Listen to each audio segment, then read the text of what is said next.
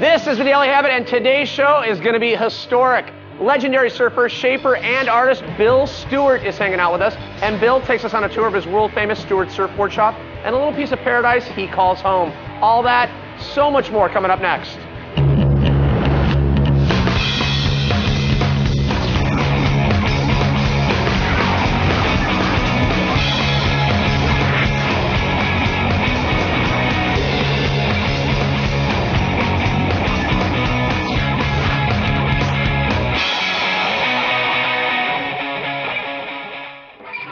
Welcome, everyone, to the Daily Habit. How's it going? Pat Parnell. I'm honored to be joined by this man, Bill Stewart. Welcome to the show, Bill. Hey, thanks, man. I appreciate it. Yeah, I know you're one of the busiest guys in the world, so I'll keep this short. What have you been up to lately? Well, a whole bunch of things, actually. Remodeling my store, designing some new shortboard line, doing a lot of paintings, a lot of murals, and all kinds of stuff. Yeah, it's like the thruster of threat. You just got way too many talents. I'm going to get right to it. 20.5 seconds satisfaction because we have a lot to cover. Here it is, Bill Stewart.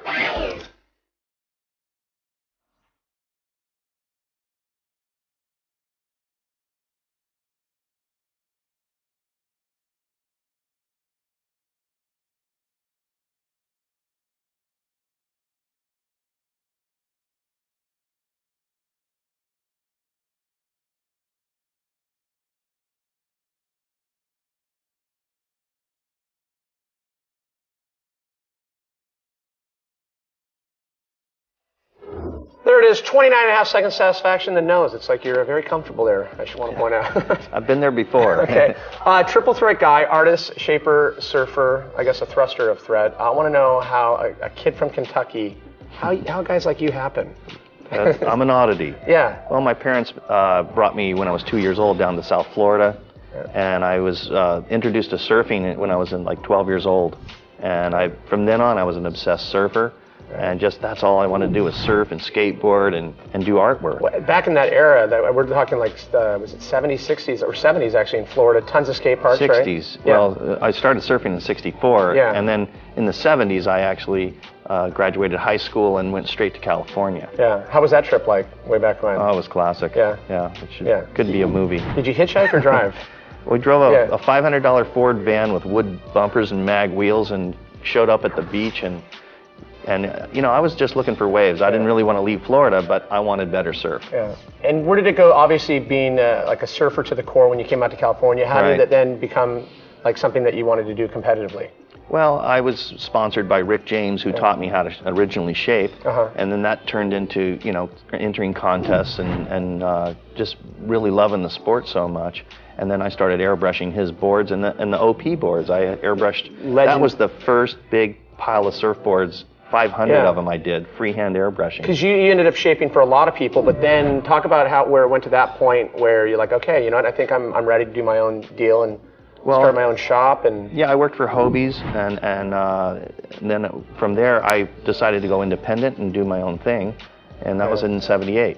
And that's from then on I just ran my own deal, you know, and pushed and really hard, worked hard, and didn't make much money. Well, you mentioned Rick being kind of an influential force in allowing you to shape and kind of work with him. What about on the surfer side of things, guys that you just feel just so lucky to have met along the way? Phil Edwards is one of my real heroes because he was such a great surfer in the late 50s. And then there's Mickey Munoz, who's the most classic guy on the planet. Charges. Yeah, he still is. Animal, yeah. He still is. Yeah. So all these guys, you know, Greg Knoll and all these older people that are the generation slightly ahead of me. Yeah. And been able to, and then I got the license for Hobie surfboards later and ended up manufacturing those for a while, and Phil was working with me. And you'd be an artist either way, right? Whether you're painting on a surfboard or canvas, right? It's something that you almost feel equally. Yes, I would have. Well, because in first grade I was identified as the best artist in my senior year in high school, and then I got voted California's best artist in Surfer magazine years ago. So that's always been a part of my life. It always will, and I'm still doing it. Probably that kind of spins into your creativity because you have that Ben Franklin. I think you brought actually a board. We've got a board. Danny? Yeah. Yeah, this is a board that I made in 1978. It's the first. Okay. I love this thing. It's the first. I could not believe this when I saw it, by the way. This is the first metal edge snowboard ever made, foam core with a swivel boot that I made. And one of these days, I'm going to get my son-in-law, Eric Linus. Eric Linus, who's been on the show. Yeah. He married my daughter, and I'm going to have him ride this thing. It's like pre-winter stick, and I love the water ski boot, man. Yeah. All water skiers, all Floridians can water ski. You know that. Yeah, for sure. We have so much more to talk about. We've got Bill Stewart. You're watching The Daily Habit here on Fuel TV. It's insane. Welcome back, everyone, to The Daily Habit, presented by Snickers. Video pic there from Bill Stewart, Tom Waits, classic. And speaking of timeless things, you've seen surfboard shapes go from longboard, shortboard, maybe a little mix of both. So what is the long and short of it? What should one ride? I believe that people should base it purely on having fun. Yeah. And your height, your weight, your ability, and what you're trying to do on a wave. The size of your board shouldn't matter. It's the condition and, style differences. Yeah. When you're young, ride a shortboard. You get a little older and heavier, get a longboard. I concur. It's all about the quiver, and it's a debate. It rages on. To get to the bottom of it, we sent out Chris Fairbanks. He's kind of a journalist to Quicksilver's premiere of the Fantastic Four: Rise of the Silver Surfer, to find out what kind of board the Quicksilver Junior team would ride in outer space. Slater even gets philosophical. Check this out.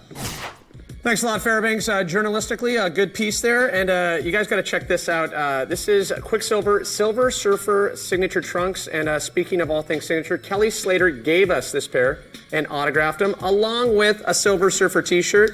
To find out how you can win these two items, well, we'll tell you at the end of the show. We've got a lot more to talk about with Bill Stewart, watching The Daily Habit here on Fuel TV.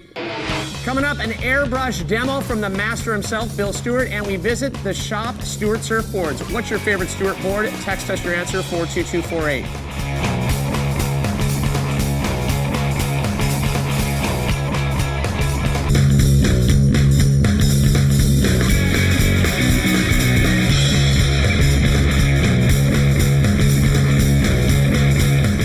Welcome back, everyone, to The Daily Habit, presented by Snickers. Not only do you paint murals, but back in the day, anyone who was growing up in Southern California, late 70s, 80s, you made these hats, and it was part of the uniform. And you've been kind enough to resurrect it from the creative grave, so to speak. You know, a little demo, right? Yep, I'm going to show you how this is done.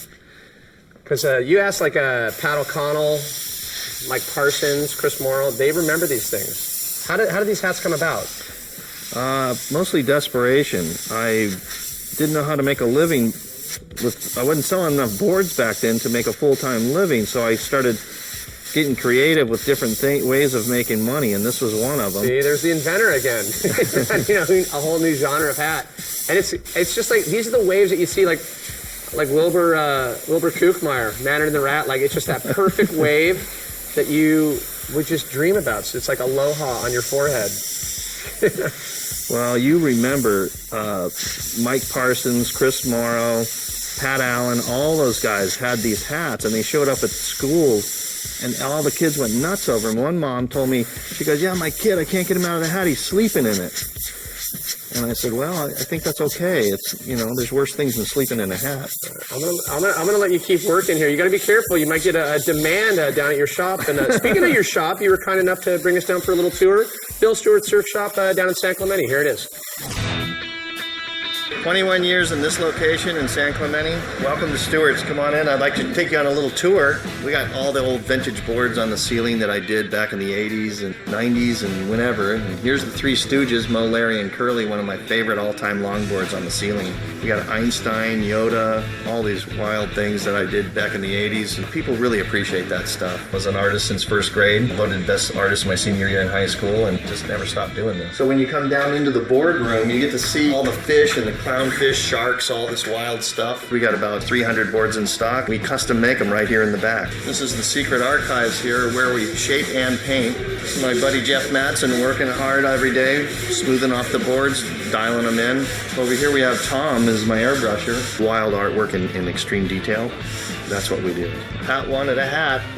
Trucker hat style airbrush back in the day. That was a young teenager when I was painting these things. And he says, "Man, I gotta have a hat." So we're gonna put Pat in the hat. Hey, I had to have you over. You gotta check out some of my stuff at my house here. Come on in. Here's some of my custom paintings, a few surfboards. Phil Edwards actually shaped this balsa wood board up here. These doors, they open up so the whole house becomes like Hawaiian style. This is a head that I carved out of a stone with an air chisel. It's either James Brown, or it's, or it's my son. I'm not sure which. It's a 1937 chopped, shaved, fuel-injected Corvette engine hot rod. It's all about going fast. This body style really stokes me. The puffy fender deal. I like puffy fenders, and I like big motors, and just the look and the sound of them is really fun. Even my wife likes it, which is shocking. And that's it from Stewart Surfboards. Anytime you need a custom surfboard made or some crazy painting, call Bill Stewart. I'm here. See you later, man. Oh, there it is. I mean, cool stuff, especially with the house. Like Thanks. Hawaii style up there. You know, you made me a hat, right? Little... This is something you've always wanted since back when you were a young teenager. There it is. Hat and the An hat. original. Are you kidding me with this? This is ridiculous. Okay. All right. You gotta. Working. That's working. Thank you, Bill. Appreciate it. You're gonna finish up, man. Don't forget to sign. All right, Don't man. forget to sign. We've got more coming up with Bill Stewart and the Daily Dubs. Stay with us. Awesome. Definitely looking forward to that one. Catch all of Christian Svitek's Firsthand, which airs on Sunday, July 15th at 11 p.m. Eastern, 8 p.m. Pacific, right here on Fuel TV. And it is that time, Bill. Are you ready for some who, what, when, why, and where? I guess I am. We call it the Daily Dubs. Here we go. You invented synchronized surfing. We found out this to be true.